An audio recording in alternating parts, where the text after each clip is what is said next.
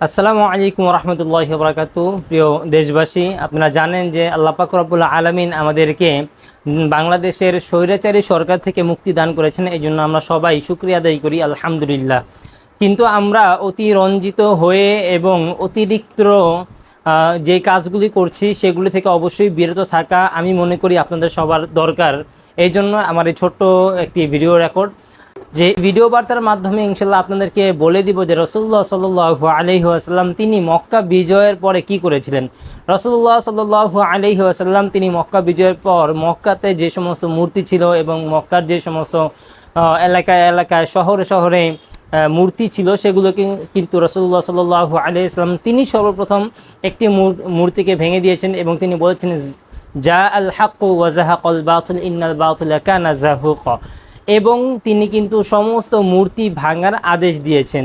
কিন্তু আমাদের দেশে আলহামদুলিল্লাহ আমরা এটা করতে পেরেছি যে শেখ মুজিবুর রহমানকে আমরা অবশ্যই ভালোবাসি। তার জ্বালাময়ী বক্তব্যের কারণে মানুষ কিন্তু 9 মাস লাগাতার যুদ্ধের জন্য প্রস্তুতি নিয়েছিলেন এবং 30 লক্ষ শহীদের বিনিময়ে কিন্তু আমরা আমাদের দেশটাকে স্বাধীন করতে পেরেছিলাম সেই পাকিস্তানিদের হাত থেকে।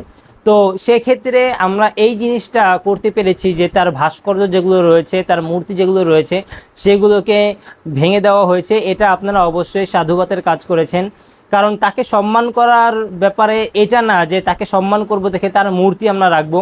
কোনো নবীকে সম্মান করি আমরা সবচাইতে বেশি, এজন্য আমরা নবীজির মূর্তি কি বানিয়েছি আদৌ? অবশ্যই বানাইনি। সেক্ষেত্রে আপনারা যারা মূর্তি ভেঙেছেন অবশ্যই ভালো কাজ করেছেন।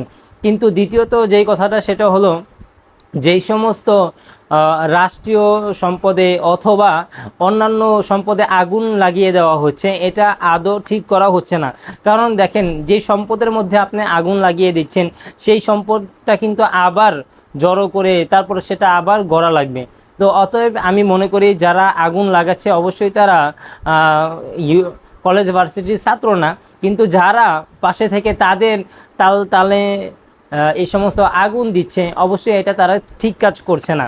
আমরা যদি পারি তাহলে অবশ্যই আমরা এটার প্রতিরোধ করব, এটার বিরুদ্ধে আমরা অবশ্যই কথা বলবো, যাতে করে কোনো একটা স্থাপনাতে আগুন দেওয়া না হয় এবং কোনো একটা কোম্পানি বলেন, বিল্ডিং বলেন, সেগুলোতে আগুন দিয়ে জ্বালিয়ে দেওয়া না হয়। আপনি এটা করতে পারেন, কোম্পানিকে আপনি জরিমানা করতে পারেন, সেটা করতে পারেন আপনি রাষ্ট্রে যখন আমাদের সরকার হবে। আমরা জানি অন্তর্বর্তী সরকার হয়েছে ডক্টর মোহাম্মদ ইউনূস, তিনি হয়েছেন। তো তারপরে যে সমস্ত বৈঠক হবে সেই সমস্ত বৈঠকের মাধ্যমে কিন্তু আমরা এটা করতে পারি। আপনারা চাইলে এই সমস্ত মানুষের বিল্ডিংয়ে আগুন না দিয়ে তাদেরকে জরিমানা করতে পারেন, সেই যে জরিমানাটা সরকার পাবে। তো আমরা এটাতে অবশ্যই লক্ষ্য রাখবো। আমরা কোনো একটা স্থাপনাতে এখনও কিন্তু আওয়ামী লীগের বা যে সমস্ত সদস্য ছিল তাদের বিল্ডিংয়েও কিন্তু দাউ দাউ করে আগুন জ্বলছে আমরা দেখতে পাচ্ছি। কিন্তু এই সমস্ত কাজ করা আদৌ ঠিক না, এটা রাসূল সাল্লাল্লাহু আলাইহি ওয়াসাল্লামের সুন্নতের মধ্যে পড়ে না।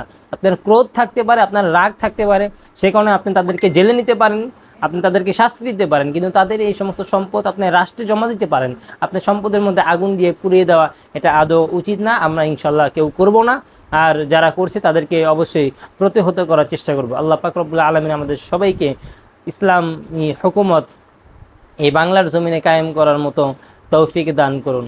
আমিন।